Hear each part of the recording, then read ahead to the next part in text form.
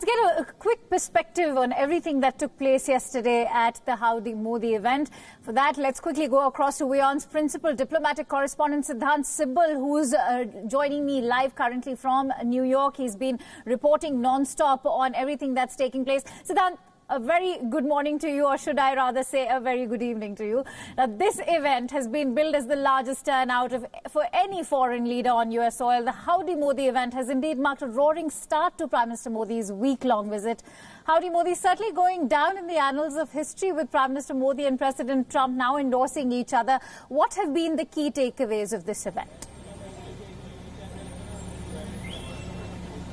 Well, Akanksha, this was a new chapter in India-America relationship, a chapter which starts a new era in the ties between the two countries. Lot of outcomes when it comes to the speeches made by both the Indian Prime Minister Narendra Modi and the US President. But the key fact remains that both the leaders endorsed each other publicly. The Indian Prime Minister calling the US President a great American president, and also referring to the slogan Abki baar, Trump Sakar, which comes just ahead of the presidential polls here in America next year. Those polls happen. And of course, the US President also endorsing the Indian Prime Minister.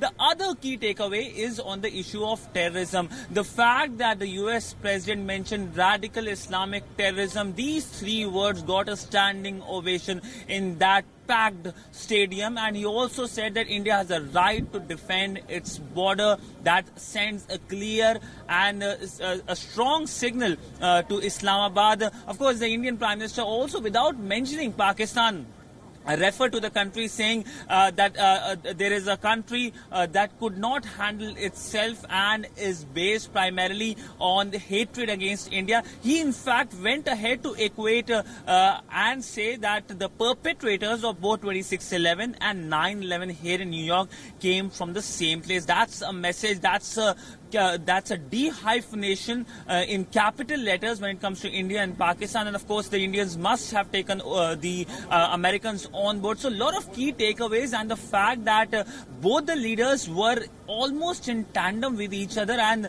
the body language, the way the Indian Prime Minister took the US President along with him across the stadium, and of course the US President giving his 2 hours to an Indian Prime Minister, shows that the value of India has certainly increased under the Prime Ministership of Narendra Modi. Absolutely. What happened yesterday certainly has marked a new beginning in the ties for the United States and India, and we will stay on this for a bit.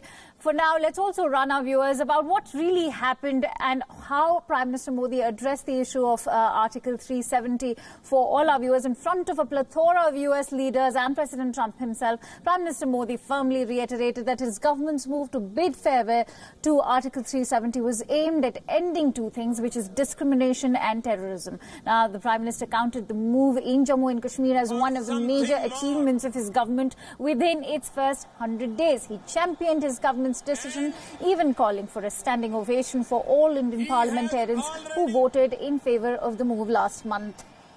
Rang loud and clear, and Article 370 ने जम्मू कश्मीर और लद्दाख के लोगों को विकास से और समान अधिकारों से वंचित रखा था। इस स्थिति का लाभ आतंकवाद और अलगाववाद बढ़ाने वाली ताकतें उठा रही थी। अब भारत के संविधान ने जो अधिकार बाकी भारतीयों को दिए हैं, वही अधिकार जम्मू कश्मीर और लद्दाख के लोगों को भी मिल गए हैं।